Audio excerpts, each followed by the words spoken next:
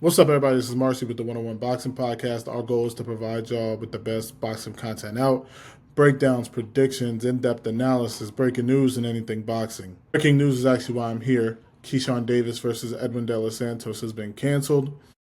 Keyshawn Davis weighed in at 139.3 pounds for their 135-pound belt. He was 4.3 pounds overweight. After this occurred, Keyshawn was given the opportunity to attempt to cut the weight. He declined, so he opted for them to just strip him of his belt. When he was asked about it, he said he simply just can't make the weight anymore, and that this was always going to be his last fight at 135. He was going to move up to 140 after this, no matter what, anyway.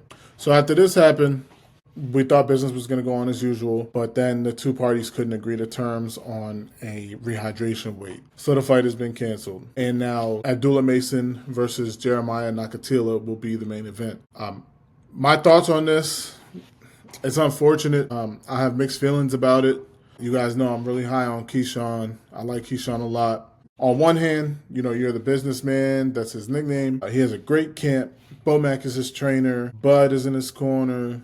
Shakur's in his corner, Andre Ward's in the mix somewhere there, and I think that there's just no room for this kind of era. Especially Keyshawn he's been on the up and up, and he's working with Turkey. He has the ring ambassador. He's been doing all this great thing. He just got his belt. This was his first title defense. I just think it's a bad look, and I just think that there's no room for anything like this for him right now. He has too many good things going for him. And one thing, he was with Floyd. Floyd, I don't know if y'all remember, Floyd was the one that put the bug in Ryan Garcia's ear to come in heavy. But so that it could have been something like that. That leads me to why I have mixed emotions about it. It's like, did he think that Edwin was that much of a threat, or was he that worried about Edwin that he felt like he needed to come in overweight to get like an edge, kind of like I said with Ryan? Because it just doesn't make sense to me. Like, if you knew you couldn't make the weight, why would you take a contract for that weight? It almost looks purposeful. It looked like he didn't try to cut the weight. It looks like he didn't try to make, I don't want to say try to make the weight. It just almost looks purposeful.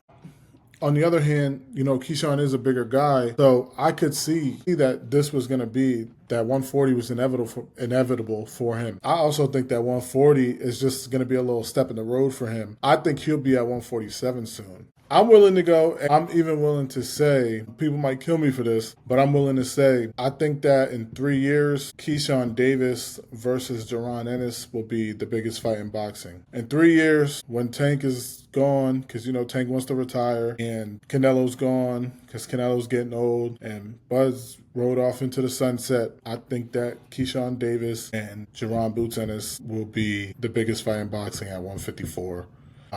I think Keyshawn has that type of talent. I do think this is a bad look for his brand. I think he'll bounce back. He has the right backing. He has the right team. This is just unfortunate, and I hope at least they can get fights soon, because this is a training camp wasted. This is money wasted. This is time wasted. I just wanted to give y'all my quick thoughts. Let me know what y'all think in the comments. That's all I got for y'all. 101.